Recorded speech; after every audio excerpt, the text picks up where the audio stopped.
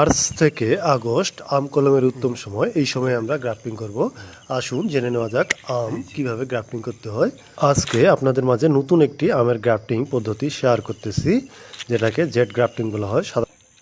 এই পদ্ধতিতে গ্রাফটিং করলে গ্রাফটিং ইউনিয়ন বা জোড়ার স্থানটি অনেক শক্ত এবং পরিপক্ক হয়, সহজে ঝরে ভেঙে পড়ে না। উপরের দেখানো পদ্ধতি অনুযায়ী আমরা যেই গাছটিতে গ্রাফটিং করব, রুট স্টক বা আদিজোটটি এভাবে কেটে নিব। তারপর যে সায়নটি তারা গ্রাফটিং করব, সেই সায়নটি দেখতে পাচ্ছেন ঠিক এইভাবে কাটতে হবে।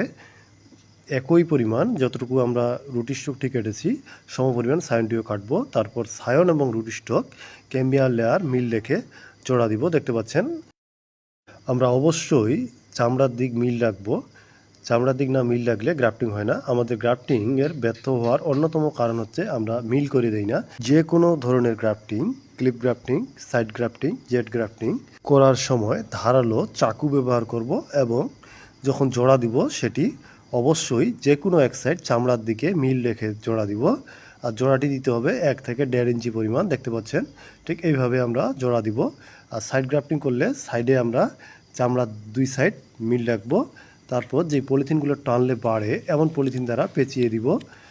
অনেকেই আমরা যে ভুলটি করে থাকি, পলিথিন পেঁচানোর সময় অনেকগুলো পলিথিন পেঁচাই, যার ফলে সায়নটিতে সূর্যের আলো প্রবেশ করে না। তাই আমরা অবশ্যই পাতলা পলিথিন দ্বারা পেঁচিয়ে দিব এবং অতিরিক্ত পলিথিন পেঁচাবো না। এটা সবসময় খেয়াল রাখতে হবে। সায়ন শুকিয়ে যাওয়ার অন্যতম কারণ হচ্ছে এই অতিরিক্ত পলিথিন পেঁচানো। বিশেষ করে যারা আমরা নতুন করে গ্রাফটিং শিখি তারা এই ধরনের ভুলটি করে থাকি।